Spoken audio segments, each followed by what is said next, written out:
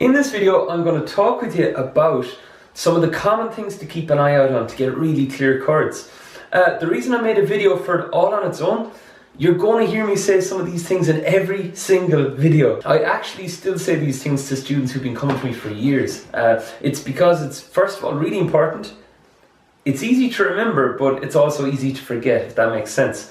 It can be deceivingly simple, right? So the first point I'd usually say to students when they're making their chords is to make sure that you're keeping the fingers close to the frets, right? So that's number one.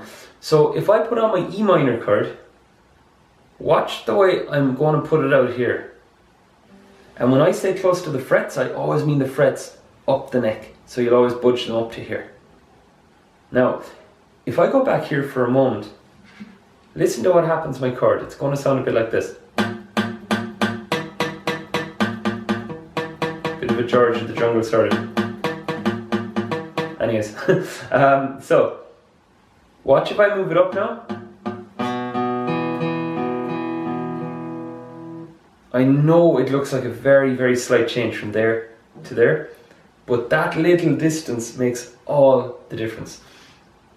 Now, you can be close to the frets and have that perfect, but if you're not pressing hard enough, that also will cause problems. So you need to press hard once you're there.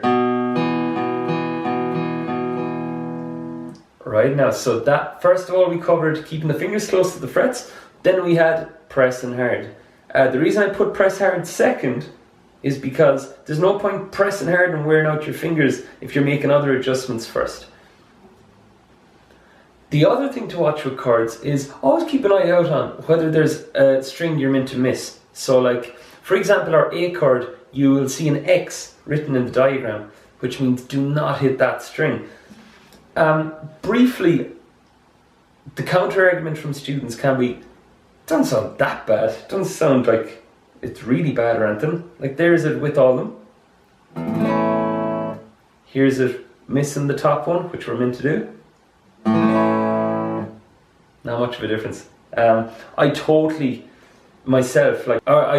was hitting them the whole time, all the time, even though I was told otherwise when I was younger, because I was like, doesn't sound that bad, and it's one less thing to think about as I play guitar. But the day came, and if you can picture forward where you may be playing someplace that your guitar is either plugged in or it can be heard really clearly, or you have to strum really loudly, that's when you're going to hear those X's and it's going to totally change the sound. For example, I'm going to play some of these chords the way they're meant to be played, missing the X's. We haven't done some of these, just to let you know. Then I'm going to play them by hitting all the strings all the time. You're going to hear a big difference. Here we go. So the way it's meant to be done.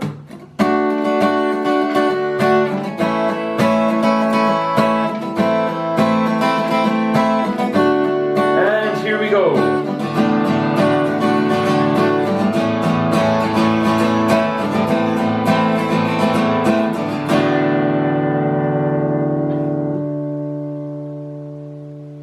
And you even heard the way that like the big banging stopped once I muted those two strings.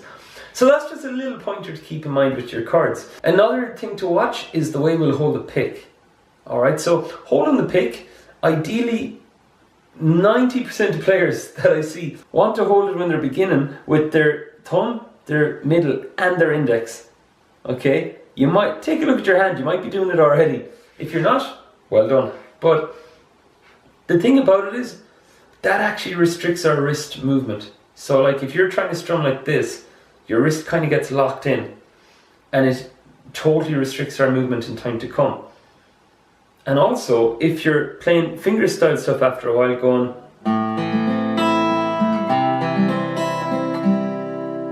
it's really handy having like the thumb and index covering the pick, but having the three fingers free to do whatever you like. Now, you could be holding with the thumb and the index, but what's one of the best practices for holding? Check this out. So, the way I like to hold it is as follows. I just have the pick left up like that. So, the thin bit's at the bottom. It's going to travel up. Don't worry if your pick doesn't look exactly like this one. Then you're going to get your thumb and you're going to put it across the pick like that. It's like you're giving a sideways thumbs up. Then you just grab the other part of it with your index, like that. And that's the one for best movement. Alright, so I'll do that one more time. Thumb goes down here, side of index goes there. And it will feel unusual, like, if it doesn't already, because, like, think of it, when was the last time you held something with the thumb and the side of your fingers? We're so used to picking things up by using just the tips of everything. And those are some of the main pointers to do with having clear chords, and we'll get into another video on how to have faster chords, alright? But for now, those are the technique things to watch. So it's keeping the fingers close to the frets, pressing hard, keeping the thumb dropped if you have to on a chord to allow the bottom string to come out, and also the holding of the pick with the thumb and the index finger only. I think that's about it for this video. If anybody has any questions or wants me to analyse anything they're doing with any of this stuff, send me a video, I'll be happy to reply. Catch you in the next video.